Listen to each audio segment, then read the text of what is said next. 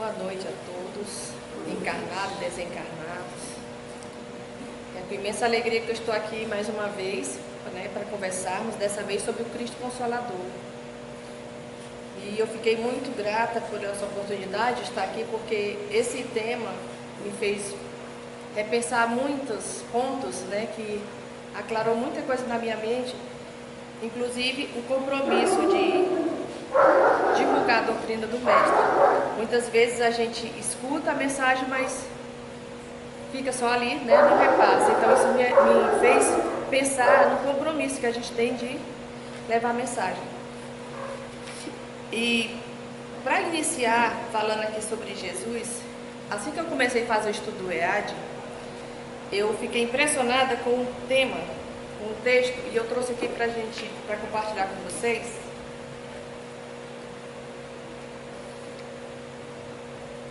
Que fala sobre o Cristo, sobre o compromisso dele com a humanidade. Fala o seguinte: rezam as tradições do mundo espiritual que na direção de todos os fenômenos do nosso sistema existe uma comunidade de espíritos puros e eleitos pelo Senhor Supremo do Universo, em cujas mãos se conservam as rédeas diretoras da vida e de toda a coletividade planetária. Essa comunidade, de seres angelicais e perfeitos, é uma comunidade que Jesus faz parte. E nesse texto aqui ele fala o seguinte: Jesus, com as suas legiões de trabalhadores divinos, lançou o escopo da sua misericórdia sobre o bloco de matéria informe, que a sabedoria do Pai deslocara do sol para suas mãos augustas e compassivas. Operou a escultura geológica do orbe terreno, talhando a escola abençoada e grandiosa, na qual seu coração havia de expandir-se em amor, claridade e justiça. Com seus exércitos de trabalhadores devotados, estatuiu os regulamentos dos fenômenos físicos da Terra. Organizou-lhes o equilíbrio futuro na base dos corpos simples de matéria, cuja unidade substancial os espectroscópios terrenos puderam identificar por toda parte no universo galáctico. Organizou o cenário da vida, criando sobre as vistas de Deus o indispensável à existência dos seres do porvir. Fez a pressão atmosférica adequada ao homem, antecipando-se ao nascimento no mundo. Definiu todas as linhas do progresso da humanidade futura, engendrando a harmonia de todas as forças físicas que presidiu ao ciclo das atividades planetárias. Aí a gente pode perceber que Jesus, desde a formação do nosso planeta, já estava cuidando de nós, cuidando, preparando tudo para a vinda dele. Ele viria, mas desde o começo ele já estava organizando tudo. Por isso que ele é o nosso governador, é o governador do nosso planeta. Porque tudo passou por ele, E ele está ligado conosco o tempo todo. E na pergunta nós temos a pergunta no Livro dos Espíritos, que Kardec pergunta o seguinte: qual é o exemplo mais perfeito que Deus ofereceu ao homem para servir-lhe de guia e modelo? E os Espíritos responderam: Jesus. Jesus é para o homem o modelo da perfeição moral a que se pode aspirar a humanidade na Terra. Deus o ofereceu a nós como o mais perfeito modelo. E a doutrina que ele ensinou é a mais pura expressão da sua lei, pois Jesus estava animado pelo Espírito Divino e foi o ser mais puro que surgiu na Terra. E a gente vê aqui, que antes de Jesus vieram outros seres também, mas nenhum chegou à perfeição de Jesus, nenhum se igualou em moralidade, em elevação espiritual como Jesus. Nós sabemos que antes de qualquer grande acontecimento sempre vem, tem uma grande preparação. E a vinda de Jesus não poderia ter sido diferente.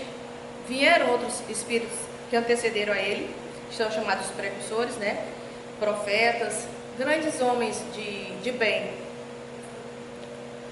E no Livro dos Espíritos, na pergunta 626, Kardec pergunta o seguinte: as leis divinas e naturais só foram reveladas aos homens por meio de Jesus?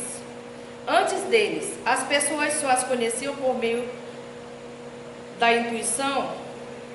E os espíritos respondem: não. Dissemos que estão escritas em toda parte. Todos os homens que meditaram sobre o conhecimento da verdade puderam assim compreendê-las e ensiná-las desde os séculos mais remotos. Por meio dos seus ensinamentos, mesmo os incompletos, prepararam o terreno para receber a semente. Por estarem escritas no livro da natureza, o homem pôde conhecer as leis divinas quando quis procurá-las.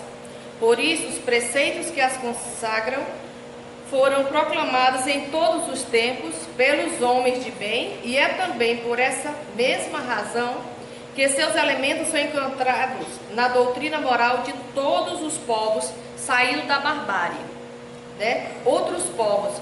Só que esses ensinamentos estavam incompletos ou adulterados pela ignorância e pela superstição, né? Não estava completo, porque só viria a ser eles eram só uma preparação para quando Jesus chegasse, a humanidade estivesse um pouquinho mais evoluída para entender um pouquinho do que Jesus veio falar. Porque a gente também sabe que nem tudo foi dito, porque a humanidade não estava num grau de maturidade espiritual para receber aquelas verdades. Então, Jesus, né, cuja perfeição se perde na noite imprescrutível das eras, personificando a sabedoria e o amor, tem orientado todo o desenvolvimento da humanidade terrena, enviando seus iluminados mensageiros em todos os tempos aos agrupamentos humanos. E desde que o homem conquistou a racionalidade, bem lhes conhecido a ideia de sua divina origem, o tesouro das concepções de Deus e da imortalidade do Espírito, revelando-lhes em cada época aquilo que a compreensão podia abranger. Então vieram outros, né? E essa consciência, essa intuição de que existe um ser superior, que existe um Deus criador de todas as coisas, sempre existiu em todos os povos. Mas houve épocas em que eles acreditavam que não era só um Deus, eram vários, né? Então, muitos praticavam o politeísmo, que era crença em vários deuses. E esses deuses, muitas vezes, com muitas características humanas, alguns bons, alguns terríveis e sanguinários, né? Então, para adorar esses deuses, eles usavam práticas exteriores, né? Oferendas, rituais, sacrifícios, porque eles visavam acalmar ou abrandar esses deuses. Depois, algum tempo depois, foi surgindo o monoteísmo, que já foi a crença, já era uma preparação, né, para a vida do Cristo, onde eles já começaram a acreditar no único Deus, né? Os judeus, no caso, começaram a acreditar no único Deus. Mas mesmo assim, a forma que eles viam Deus ainda era um Deus vingativo, um Deus punitivo, um Deus que mais aproximado das características humanas, né? E quando Cristo chegou, trazendo essa mensagem de um Deus amoroso, um Deus compassivo, um Deus misericordioso, só amor, né? Chocou aquelas ideias que as pessoas tinham daquele Deus. Então, mexeu muito com as pessoas. E Jesus, ele chegou no momento em que estava um turbilhão, né, de religiões e tudo. Então ele veio trazer os ensinamentos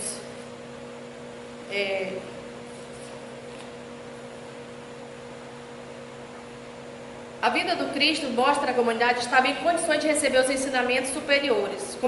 Começava a era definitiva da maioridade espiritual da humanidade terrestre, uma vez que Jesus, com a sua explicação divina, entregaria o código da fraternidade e do amor a todos os corações. Jesus nasceu no momento em que o mundo estava mergulhado numa miscelânea de ideias religiosas, predominantemente politeístas.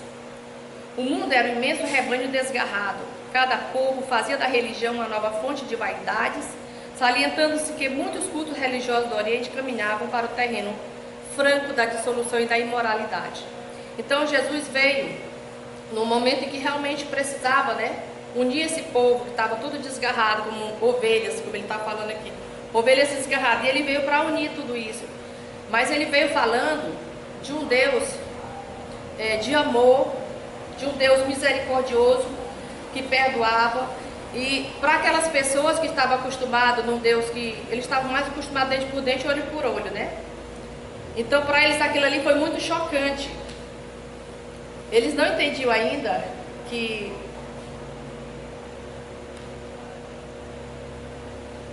poderiam adorar a Deus de uma outra forma, sem ser só com cultos exteriores. E foi isso que Jesus veio ensinar, que a gente tinha que adorar Jesus em espírito e em verdade.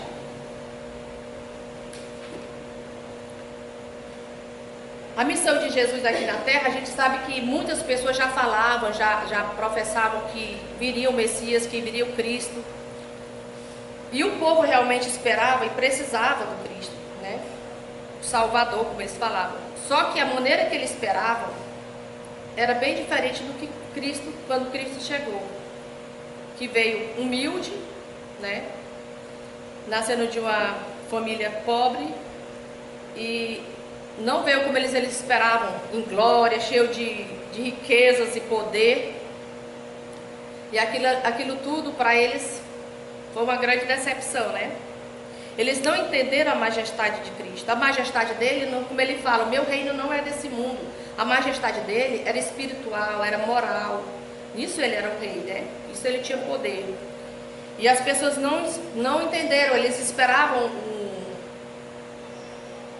um Cristo que viesse para salvar ele, que eles acreditavam nos deuses dos exércitos, né? Que tinha poder, podia derrotar os inimigos, matar todos aqueles que perseguiam. Eles acreditavam dessa forma, então eles esperavam um Deus que viesse em riqueza e poder como um rei, né? Com poderes para fazer guerra e isso tudo, e não foi o que eles encontraram. O Cristo, ele veio trazer ao mundo os fundamentos do eterno do amor e da verdade. Ele veio falando de amor, ele veio falando de perdão. Ele veio falando que nós tínhamos um Pai e que a gente veio falando de uma vida depois dessa, que a vida continuava, e foi o que ele veio mostrar para a gente e mostrou com o seu próprio exemplo, quando morreu e ressuscitou. E Jesus, ele escolheu os ambientes ao ar livre para mostrar o evangelho que ele veio trazer, a mensagem de Deus. Ele veio mostrando que você não precisa de templos, né? De lugares suntuosos para adorar a Deus, né? É na natureza, é junto do lago de Genezaré, é na montanha, é nas praças públicas. E ele pregou para todas as pessoas, pobres, miseráveis, pecadores, né? Não teve essa seleção, só a elite. Tinha muita gente da elite também que seguia Jesus. Muitas pessoas que foram tocadas pelos ensinamentos do Cristo. Mas ele veio para todos.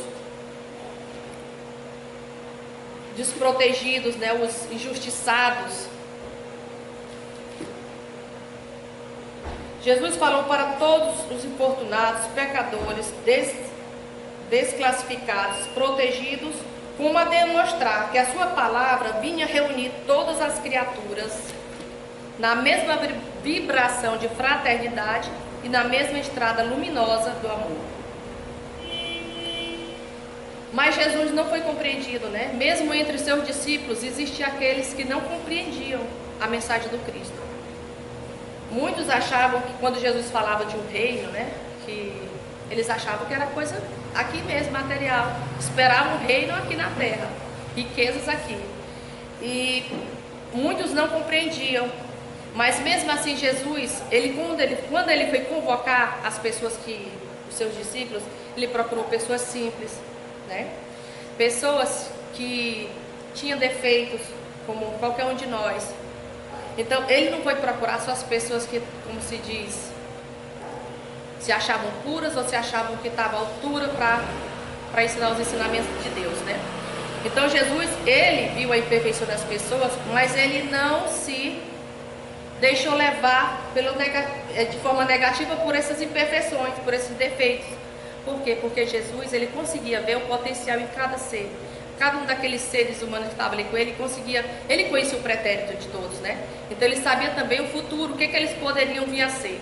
Então ele acreditou e ele colocou eles em condições de viver experiências que trabalhassem isso nele, que desenvolvesse essas virtudes que ele poderia vir ter futuramente.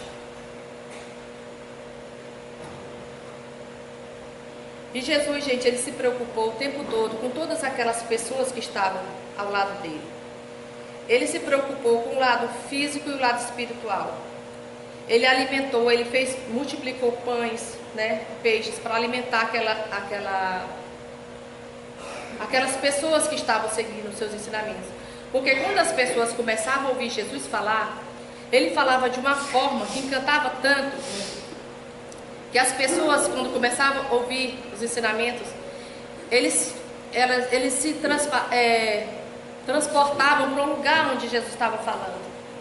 E era uma coisa tão maravilhosa que eles esqueciam a fome, esqueciam a dor, esqueciam todos os problemas que tinham naquele momento.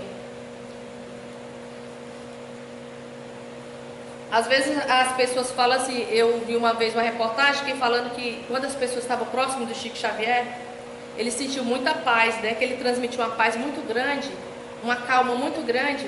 E aí imagina Jesus, você na presença de Jesus, o que você nem ia sentir? Todas aquelas pessoas que tiveram contato com Jesus e que souberam ouvi-lo, tiveram ouvidos de ouvir, sentiram as suas vibrações mesmo, eles evoluíram, eles se modificaram, nunca mais foram os mesmos. Mas a gente sabe que nem todo mundo naquela época estava com ouvidos de ouvir.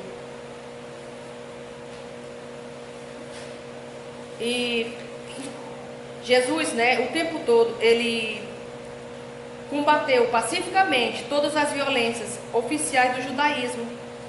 Ele renovou a lei do Antigo Testamento com a doutrina do esclarecimento, da tolerância e do perdão.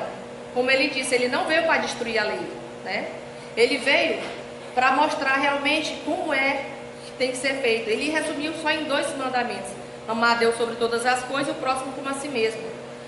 Porque você amando a Deus sobre todas as coisas e você amar o próximo como a si mesmo, ele diz que resume todas as leis e os profetas. E ele veio mostrar com o próprio exemplo como é que se faz isso. E esse ensinamento do Cristo era muito impactante, né?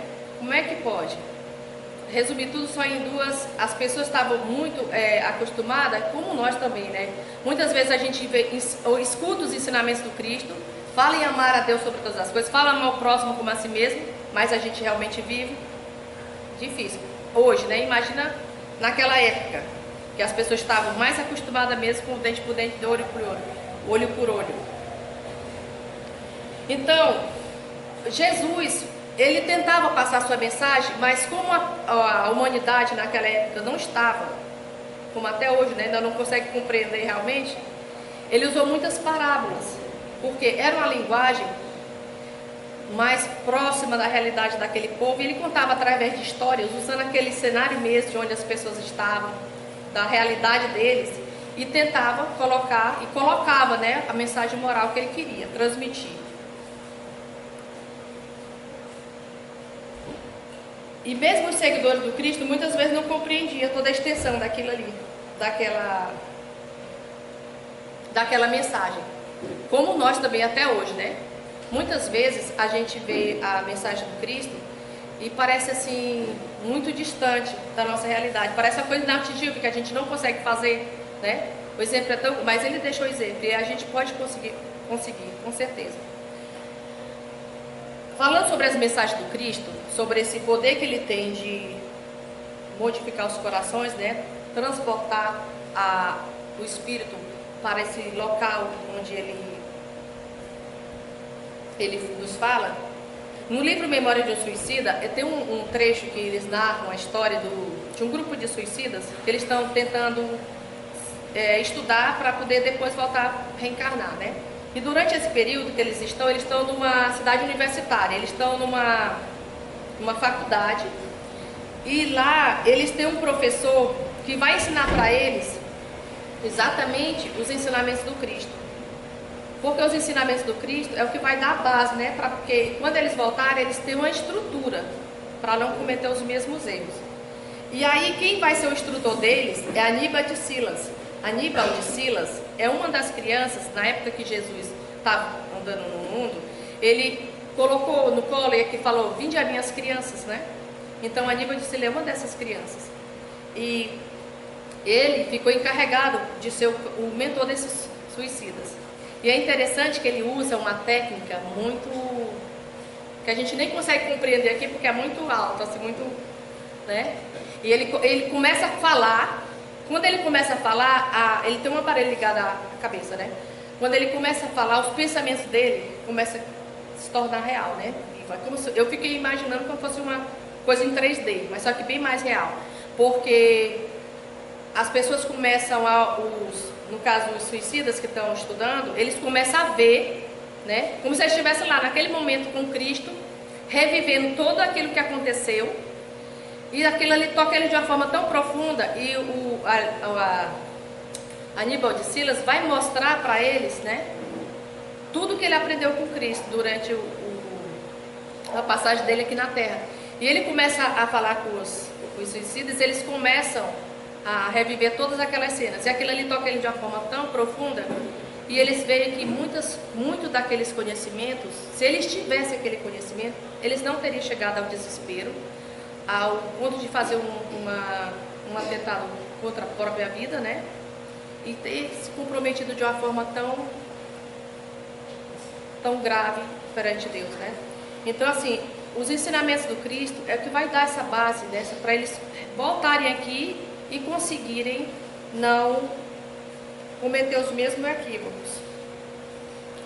É muito interessante essa técnica e eu fico imaginando assim, né, a maravilha que é você poder reviver tudo, né, que já foi passado, mas que de forma bem presente, e poder sentir novamente toda aquela vibração do Cristo, tudo aquilo que ele ensina, deve ser maravilhoso demais.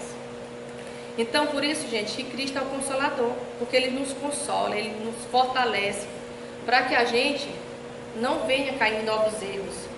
Então, o Cristo Consolador é uma expressão feliz utilizada por Kardec, para indicar que todas as misérias, decepções, dores físicas, perda de seres amados, encontram consolação na fé no futuro, na confiança e na justiça de Deus, porque o Cristo veio ensinar os homens.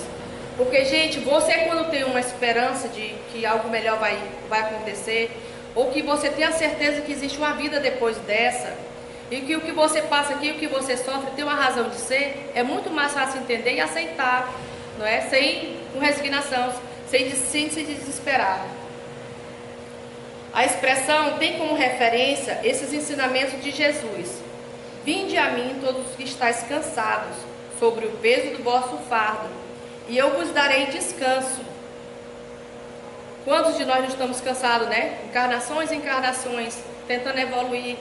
A gente cansa, né? Então, é só ir a Cristo. Vinde a mim. Mas como é que a gente vai para o Cristo, né? Aqui fala assim, ó: tomai sobre vós o meu jugo e aprendei de mim, que sou manso e humilde de coração, e encontrarei descanso para vossas almas, pois meu jugo é suave e meu fardo é leve. Quando Jesus fala sobre vinde a mim todos os que estáis cansados, ele coloca uma condição. Ele fala bem aqui no Evangelho segundo o Espiritismo, no 6º capítulo, fala o seguinte: vinde a mim todos os que estáis cansados. Entretanto, Jesus coloca uma condição à sua assistência e à felicidade que ele promete aos aflitos. Essa condição está na lei que ensina. Qual é a lei que Jesus ensina? Lei de amor, né? Quando a gente fala em Jesus, a primeira palavra que vem na nossa mente é amor. Porque Jesus foi amor incondicional, em toda a extensão que a palavra pode abranger. Então, essa condição está na lei que ensina. Seu jugo é a observação dessa lei. Mas esse jugo é leve e essa lei é suave, uma vez que impõe por dever o amor e a caridade. Então, para irmos até o Cristo, nós temos que começar a praticar esse amor ao próximo, essa caridade, né, em toda a sua extensão. Fazer o bem de todas as formas ao nosso alcance, sem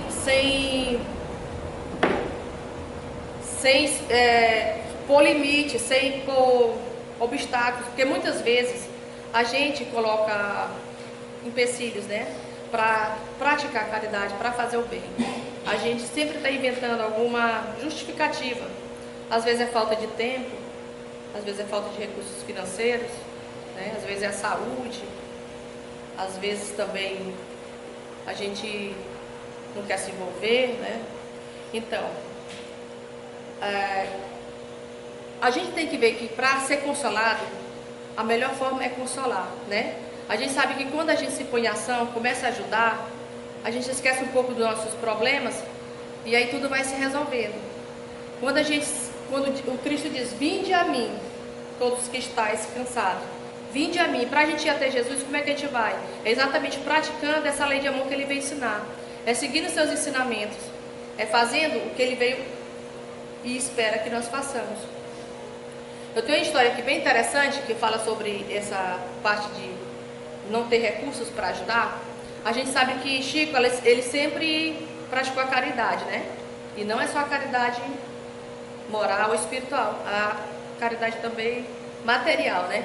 Então, assim, quando ele saía para visitar as pessoas, ele levava sempre alguma coisa material, né? Para matar a fome, para ajudar. E conta-se que uma vez ele tinha que visitar uma família embaixo, ele visitava aquelas pessoas que moravam embaixo da ponte. E ele não tinha nada para levar nesse dia. Nesse dia ele ficou pensando, meu Deus, eu não tenho nenhum pão, não tenho nada para levar. O que é que eu vou fazer? Aí Emmanuel falou para ele, leva água. Tem água, leva água. Aí ele foi e abriu o evangelho, né? Aí pedindo iluminação a Deus. Aí tinha lá, eu não vos deixarei órfãos. Aí ele ficou meditando naquelas palavras e pegou a água e foi para debaixo da ponte. Quando ele estava lá com o pessoal, né, ajudando as pessoas lá, conversando, aí para um caminhão em cima da ponte e pergunta para eles que estão lá embaixo, ei, vocês aí, alguém pode me informar onde é que eu encontro o Chico Xavier? Aí Chico saiu assim, oi meu irmão, do que se trata? Eu sou o Chico Xavier. Aí não é porque nós... Não, ele falou assim, é porque eu estou trazendo uma encomenda de São Paulo, um caminhão cheio com alimentos, né? E eu vim entregar para o Chico Xavier. Ele disse, pois meu irmão é aqui mesmo, pode descarregar. E Chico disse que nesse dia que ele saiu só com água, foi o dia que ele mais teve alimentos. Então assim, a gente também tem que confiar na providência divina. Muitas vezes a gente tem um trabalho a realizar e a gente, mas como é que eu vou fazer esse trabalho? Eu não me sinto tão capacitada para isso, ou eu não tenho os meios, e a gente começa a articular aquilo ali e de repente vai chegando mais pessoas e vai criando todos os meios para aquilo ali se concretizar. Então às vezes tem que fazer como o Chico aqui confiou, foi só com a água, e foi o dia que ele mais teve alimentos para doar. E outra coisa também, essa coisa de reclamar de saúde, a gente sabe que teve muitos enviados de Deus, como Madre Teresa de Calcutá, Irmã Dulce, né, nossa aqui da Bahia, que era uma pessoa com uma saúde frágil demais, vivia muito fraquinha, muito doente fisicamente, né? Porque espiritualmente era muito forte. Então assim, era uma pessoa que até para respirar tinha dificuldade, dormia sentada, né? E ajudava. Ela tinha, no outro dia ela estava pronta para ajudar, sair pedindo e fazer sua parte. Também era Chico. Conta-se que uma vez Chico estava muito doente, né? E já estava quase chegando a hora de ir para a reunião. E aí Emmanuel chega e chama ele, bora Chico, já está quase na hora. E aí ele, mas você não está vendo que eu estou doente? Eu estou muito doente. Eu estou com dores, eu estou sofrendo. E ele, Chico, a sua dor é problema seu, a sua dor é sua dor. Agora os outros, eles precisam de ajuda também, né? Então, a alegria, a sua dor é sua, mas a sua alegria é de todos. Então assim, ele levantou, esqueceu a dor dele e foi ajudar. Quando ele chegou lá, passa tudo, né? Que aquilo ali era só para atrapalhar mesmo ele para ajudar. Lá, ajudando os outros, esqueceu da sua dor, dos seus problemas. E olha, gente, quantas pessoas ele ia deixar de ajudar? Quantas pessoas iam para lá, desesperadas, com ideias suicidas, ou com diagnósticos, né, de doenças terminais e coisas assim, estavam em desespero, eles precisavam de uma palavra. Então não tinha tempo para esperar, né? Ele curar a dor dele. Então assim, muitas vezes a gente está na nossa dificuldade, nos nossos problemas, nas nossas dores, mas a gente também tem que, nesse momento, a gente tem que encontrar um meio de ajudar. Como diz Francisco de Assis, é dando que se recebe. Isso é a maior verdade. Quando a gente começa a se doar, a gente sabe da lei de retorno, né? A lei de retorno sempre vai ser assim, quanto mais você dá, mais você recebe. E quando ajudamos, né, a gente acaba sendo mais ajudado. A mesma coisa quando a gente estuda uma palestra dessa. Quando a gente estuda, a gente aprende tanto, porque às vezes tem tantos pontos que a gente não observava e de repente aquilo ali chama a nossa atenção. Então, você está estudando para tentar passar alguma coisa para os outros, mas você também está aprendendo muito mais. Porque, como diz o ditado, quando você acende uma luz, você é o primeiro a se iluminar, né?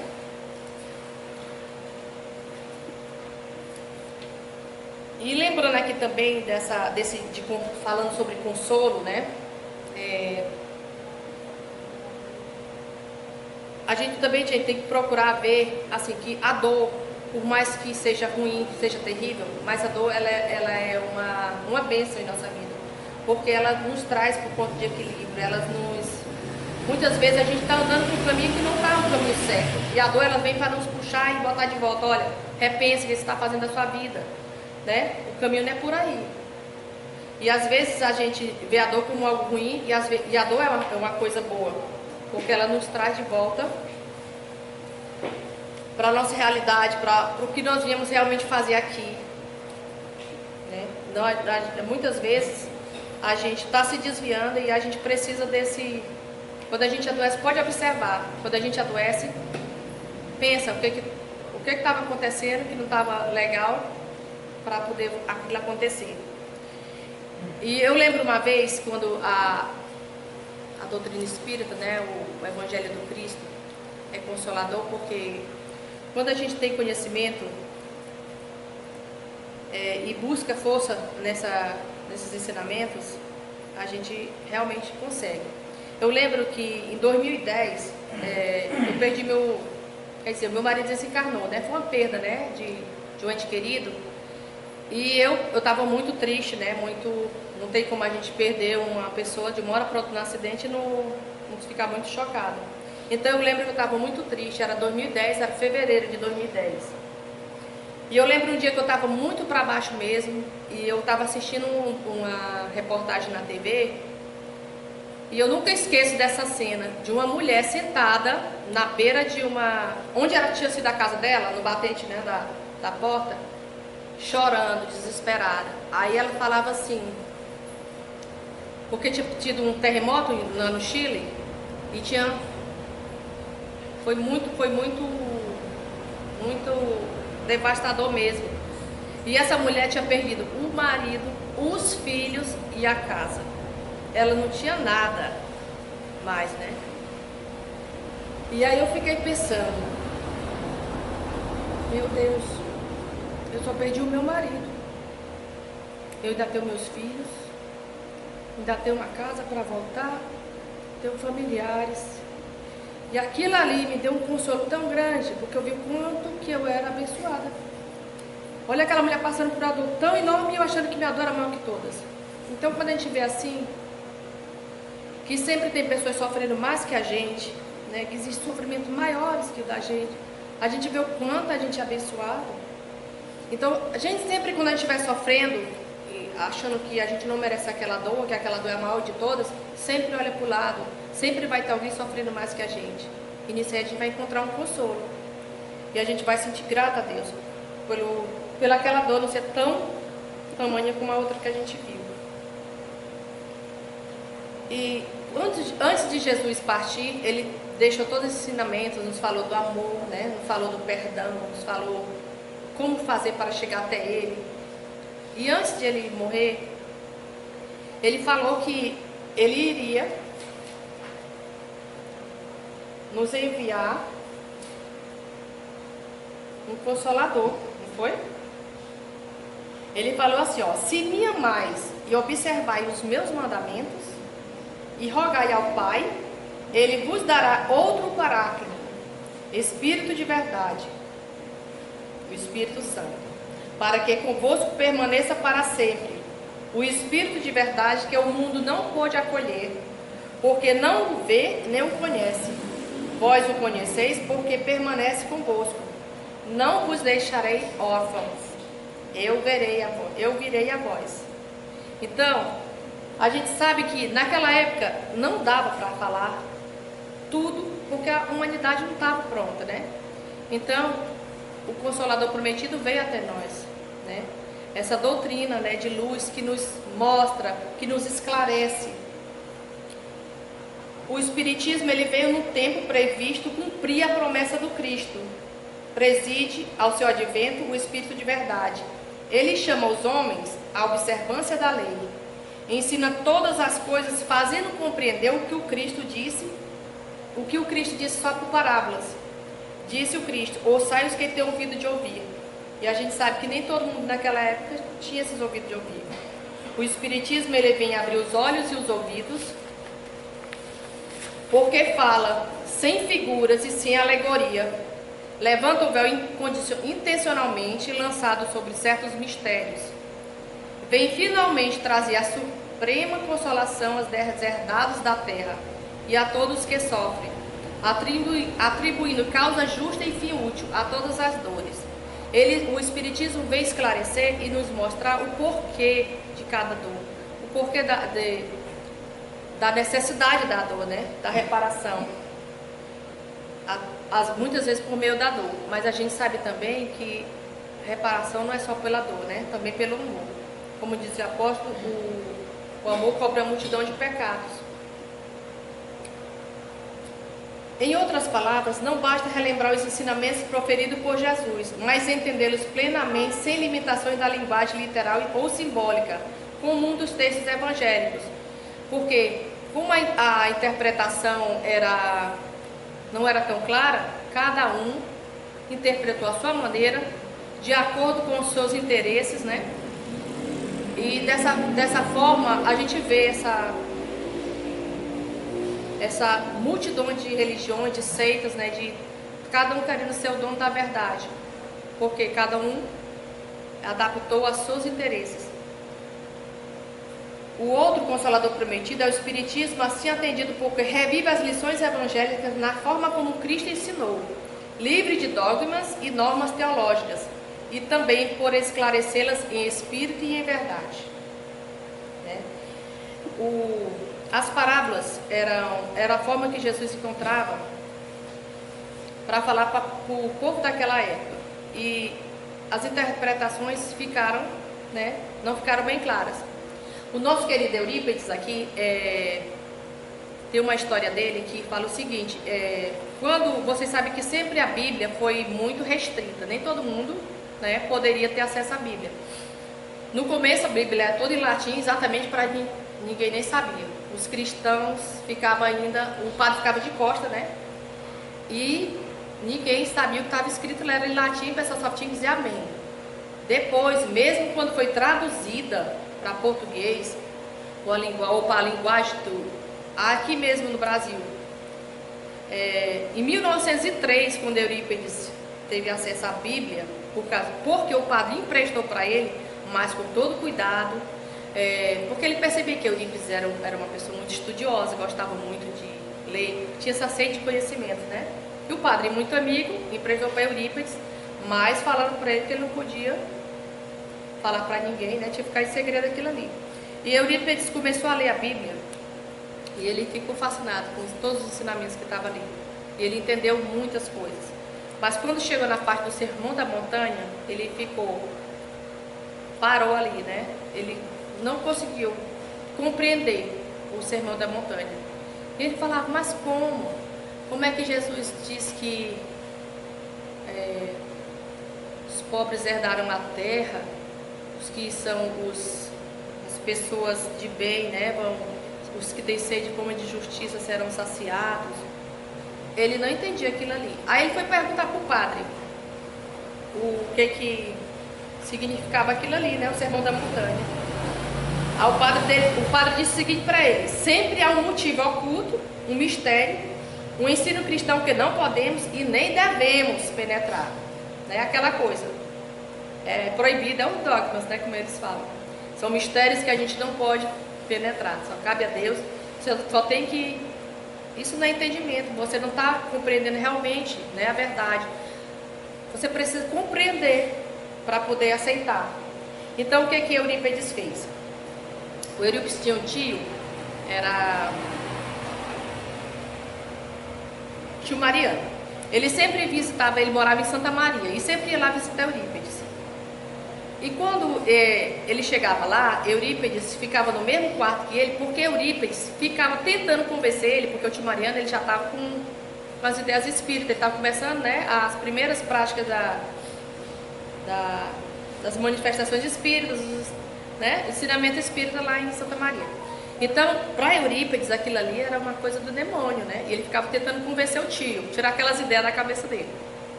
E aí, quando foi um dia, eu fui perguntar sobre essas bem-aventuranças, né, pro tio. E o tio não soube como explicar, mas ele deu para ele um livro. Ele disse, olha, eu não sei lhe explicar, porque era um homem simples também, né? Sem muito conhecimento, sem muito estudo. E mesmo sobre a doutrina, ele não sabia muito, porque ele estava começando, né? Aí ele pegou um livro chamado Depois da Morte, de Leon Denis, e aí entregou para ele. Ele falou, esse livro aqui vai te responder todas as tuas dúvidas. E aí Eurípides começou a ler o livro. Numa noite Eurípides leu todo o livro, de 334 páginas. Nem dormiu, né? E aí quando foi no outro dia, aí ficou meditando aquilo. E aquilo ali esclareceu muita coisa para ele. Fez muita coisa que fez sentido para a vida dele, né? E aí quando foi no outro dia, ele foi meditar novamente sobre aquele livro. E aí ele foi e se convenceu que queria ir conhecer lá uma sessão espírita, né? Ver como é que é. Aí o tio dele convidou, ele foi lá era Sexta-feira da Paixão, que é onde ele foi, de 1904. Na Sexta-feira da Paixão, Eurípides foi lá para Santa Maria para essa sessão espírita, era à tarde. Chegando lá, ele ainda estava assim, né, em dúvida. Aí ele fala assim, se isso for verdade, eu quero que o espírito de João Evangelista venha por meio do médico Aristide. Aristide era o médico mais simples, o mais analfabeto, o mais humilde mesmo, que ele não sabia nada de conhecimento, assim.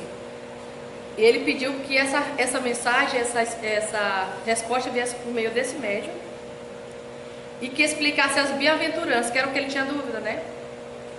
Aí quando começou a falar, Aristide começou a falar, explicar as bem-aventuranças de uma forma tão extraordinária que ele nunca tinha escutado na vida dele.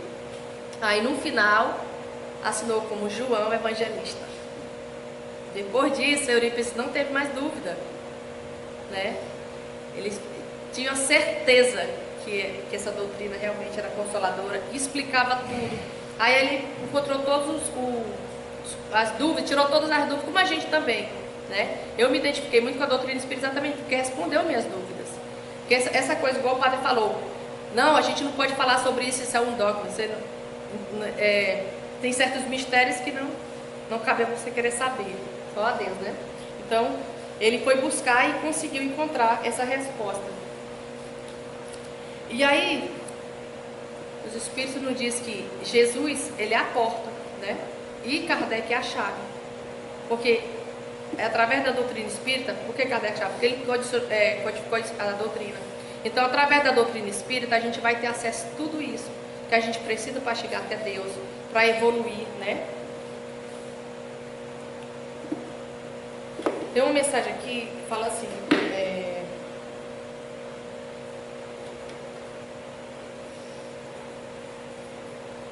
por que nem sempre a verdade foi colocada ao alcance de todos, né? Por que essas verdades que a gente só veio saber agora com o Espiritismo, por que não está ao alcance de todo mundo?